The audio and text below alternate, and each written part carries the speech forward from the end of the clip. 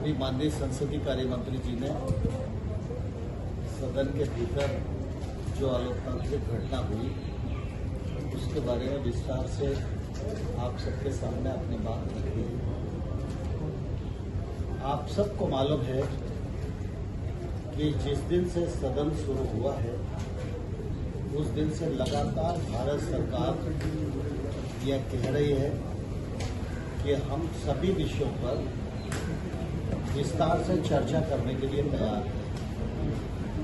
जिसमें कृषि से संबंधित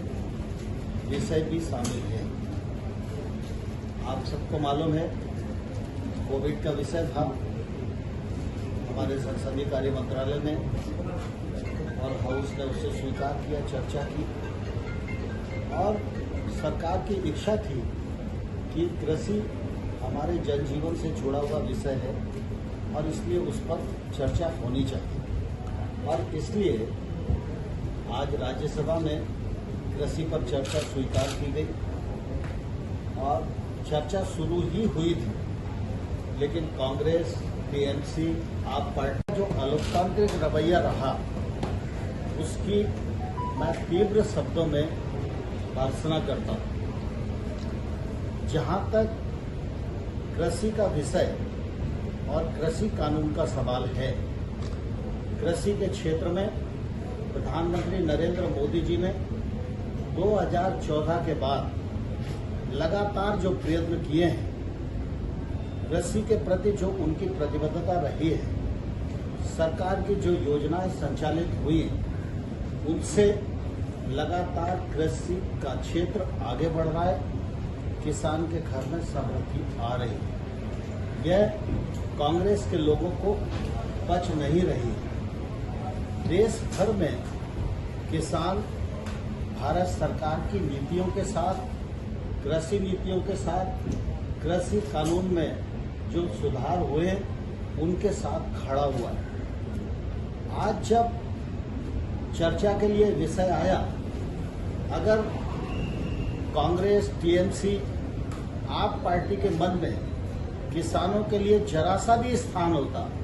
कृषि के बारे में जरा सी भी चिंता होती, तो सारी चीजों को छोड़कर वो अपने सुझाव रखते, विचार करते, अगर आवश्यक होता तो सरकार की आलोचना करते। हम आलोचना सुनने के लिए भी तैयार थे। सुधार करना है तो उसके लिए भी भारत सरकार हमेशा खुली रही है, लेकिन मुझे बहुत दुख है कृषि की चर्चा आरंभ होने के बाद जो गैर जिम्मेदाराना रवैया कांग्रेस और टीएमसी का रहा है,